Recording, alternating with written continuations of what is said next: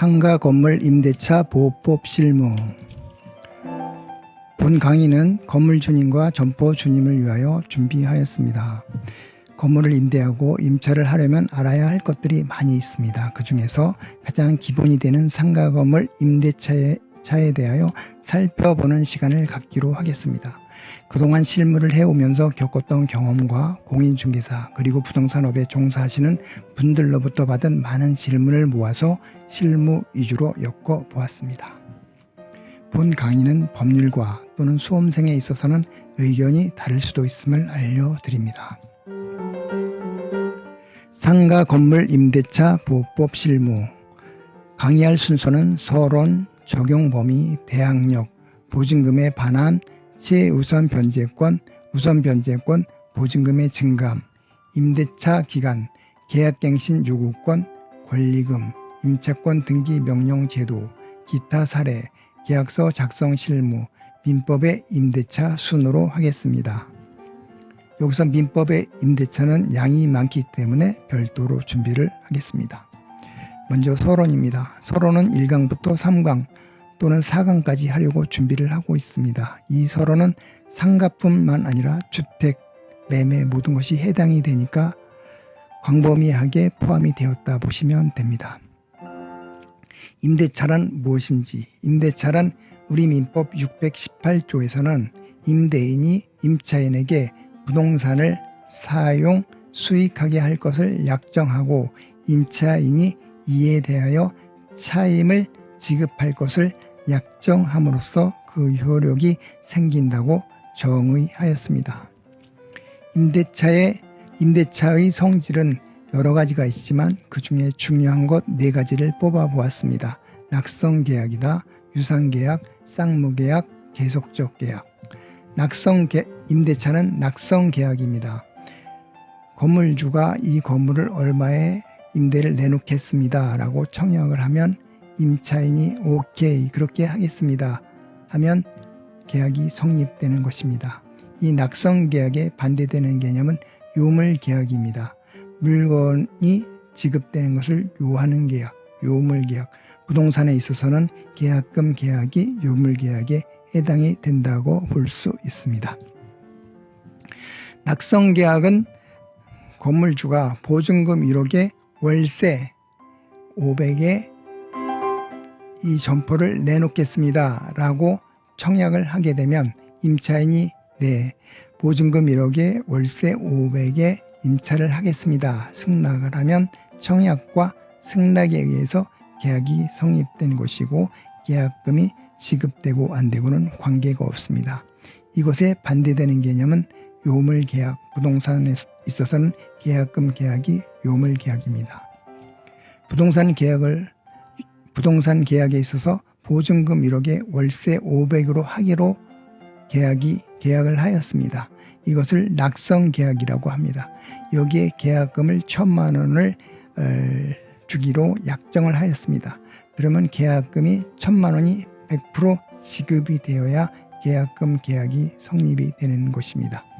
일반적인 부동산 계약에 있어서 낙성계약과 요물계약이 합쳐진 계약이 보통 부동산 계약입니다. 계약법 이 자세한 사항은 계약법 총론에 가서 다시 설명을 드리도록 하겠습니다. 임대차는 유상계약입니다. 임차인은 그냥 사용하는 것이 아니라 월세, 즉 차임을 지급하고 사용하기 때문에 유상계약입니다. 유상계약에 반대되는 개념은 무상계약입니다. 아버지가 아들에게 건물을 증여했습니다. 돈을 받는 것이 아니라 무상으로 주는 것입니다. 그래서 무상계약이라고 합니다. 임대차는 쌍무계약입니다. 쌍무계약에는 동시이행 항변권과 위험부담이 따릅니다. 그리고 쌍무계약에 반대되는 개념은 편무계약입니다. 아버지가 아들에게 건물을 주었습니다. 아들은 아버지에게 매매 대금이나 월세를 줄 의무가 없습니다. 한쪽만 의무를 갖고 있습니다. 증여 같은 경우 이것을 편무계약이라고 합니다. 임대차는 쌍무계약이라고 설명을 드렸는데요. 임대인은 사용 수익할 수 있게 해줄 의무가 있고 임차인은 월세를 지급하여야 할 의무가 있는 것을 쌍무계약이라고 합니다. 이러한 쌍무계약에는 동시이행 항변권과 위험부담이 따릅니다. 동시이행 항변권이라는 것은 잔금을 지급함과 동시에 점포를 인도받는 것, 이 두 가지가 동시에 이루어져야 한다는 것을 동시이행 관계 또는 동시이행 항변권이라고 합니다. 쌍무계약은 위험부담이 따릅니다. 부동산 계약을 하였습니다. 계약금을 지급하고 중도금도 지급을 하였습니다.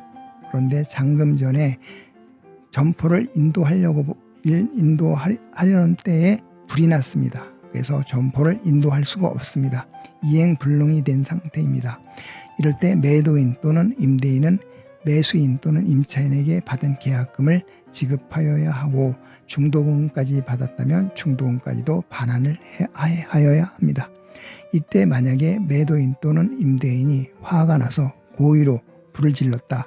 이 고의로 했다면 임차인 또는 매수인에게 손해배상까지 해주어야 합니다. 임대차는 계속적 계약입니다. 한 번에 끝나는 것이 아니라 계속적 계약. 이 반대되는 개념은 일시적 계약, 매매 같은 것은 한 번에 끝이 납니다. 이것을 일시적 계약이라고 합니다. 부동산을 매매를 하였습니다. 매매대금 15개, 계약금 1억, 잔금 9억, 그리고 소유권 이전을 해주었습니다. 이것으로서 모든 것이 끝납니다. 일시적으로 끝이 납니다. 이것을 일시적 계약이라고 합니다. 그 다음에 임대차는 계속적 계약입니다. 보증금 10억에 계약금 1억, 잔금 9억 점포를 인도받았습니다. 이것으로 끝나는 것이 아니고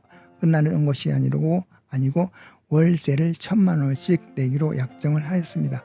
계약 기간은 5년입니다. 5년 동안 1,000만 원씩 임차인은 임대인에게 지급을 하여야 합니다. 그래서 계속적 계약이라고 합니다.